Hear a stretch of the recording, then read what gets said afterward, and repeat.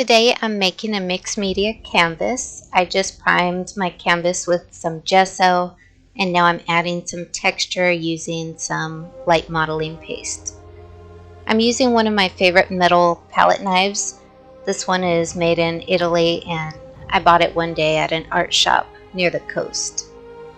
But you can use a plastic palette knife, even an old credit card would work just fine. So I'm trying to cover up most of my canvas with texture.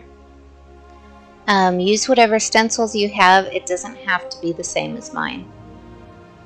So let your project dry, and then I like to use matte gel medium to attach different objects to my canvas. I still want to add more texture, so I'll be using some drywall tape and corrugated cardboard.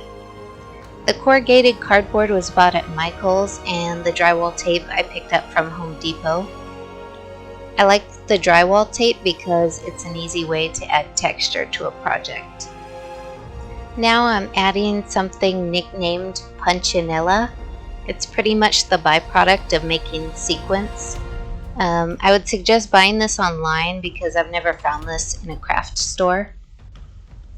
I think it makes for really interesting backgrounds, so I recommend picking this up.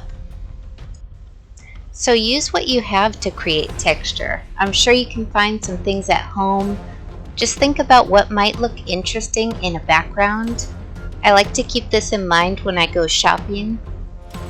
Thrift stores are a great place to find items to deconstruct and use in projects.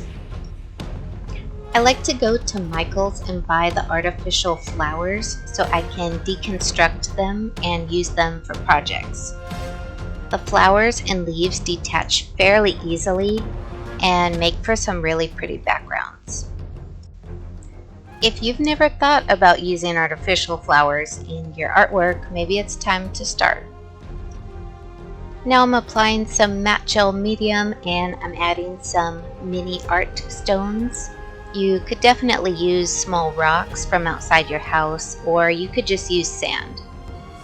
At the Michael's near me, I've seen tiny stones used as base filler, I believe, that would work really well in place of the art stones.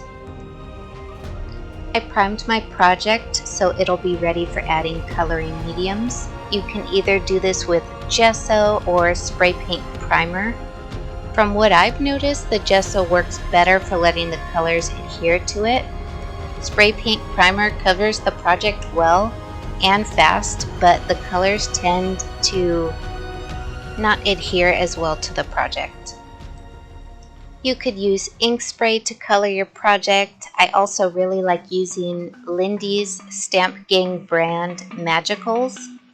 It's a very pigmented powder that gets activated when you spritz it with water. It's a great way to add color. You could also use gelatos, watercolor, acrylic paint, spray paint. Just use what you have. I added some gold wax and this is it. Thank you for watching.